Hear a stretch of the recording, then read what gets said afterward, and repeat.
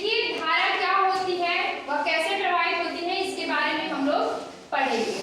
देखिए आपने पढ़ा है एक धन आवेश होता है और एक ऋण आवेश होता है। तो अगर कोई धन आवेशित चालक हो, ठीक है, जैसे यहाँ पर ये बनाया गया है, यह एक स्टैंड है, यहाँ पर इसके चारों ओर क्या है, धन आवेशित चालक है और ये ऋण आवेशित चालक है। तो धन आवेशित चालक का मतलब है कि धन आवेशित चालक वह होगा कि जहाँ पर इलेक्ट्रॉनों की कमी होगी।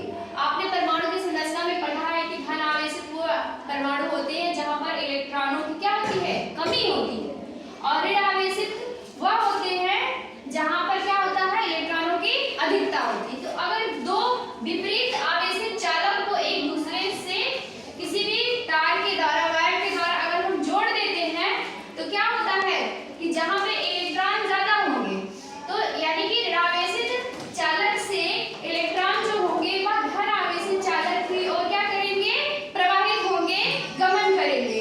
तो यहाँ पर इलेक्ट्रॉन का जो है क्या हो रहा है, प्रवाह हो रहा है। तो जब इलेक्ट्रॉन का प्रवाह होगा, देखिए तो क्या होगी, धारा बहेगी। तो यहाँ पे इसमें आपको दिख रहा होगा कि इलेक्ट्रॉन जो है वह ऋण आवेश से धन आवेश की ओर प्रवाहित हो रहा है, लेकिन धारा जो है वह धन आवेश से कहाँ प्रवाहित हो रही है, ऋण आवेश की ओर। यानी कि धारा के प्रवाह की दिशा जो होती है वह आवेश के विपरीत दिशा में होती है।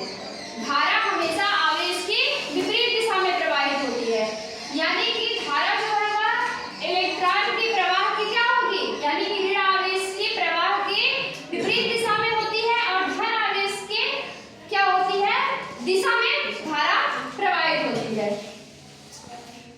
अब यहाँ पर हम देख लेते हैं कि अब हम कहेंगे क्या, जैसे अगर मान लीजिए विद्युत धारा बराबर पूछ दिया जाए, विद्युत धारा बराबर क्या होता है, तो क्या होगा कि चालक में जो आवेश की मात्रा है, जो प्रवाहित आवेश की मात्रा है किसी भी समय में, यानी कि विद्युत आवेश के प्रवाह का जो समय है, एकांक समय में जो चालक में धारा प्रवाहित होगी उसी को हम क्या करते हैं, विद्युत धारा कहते हैं। यानी कि आवेश प्रवाह की दर को ही हम क्या कहते हैं, धारा कहते हैं।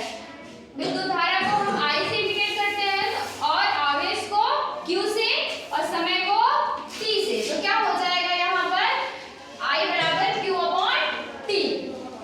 और अगर कूलाम यानी कि आवेश जो है वह 1 कूलाम हो, आवेश कितना हो, आवेश Q बराबर कितना हो, 1 कूलाम हो, और समय कितना हो, यहाँ पर समय कितना हो, 1 सेकेंड हो। यानी कि अगर 1 सेकेंड में 1 कूलाम आवेश प्रवाहित हो रहा है तो धारा कितनी बहेगी, 1 एम्पियर।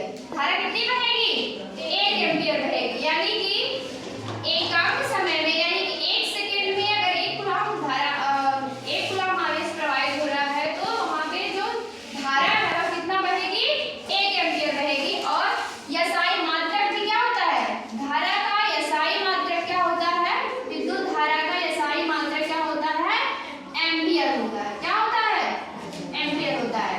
इसमें ध्यान देने वाली बात यह है कि धारा की दिशा जो होती है वह आवेश के, ऋण आवेश के विपरीत होती है, धन आवेश की दिशा में होती है, ठीक ना।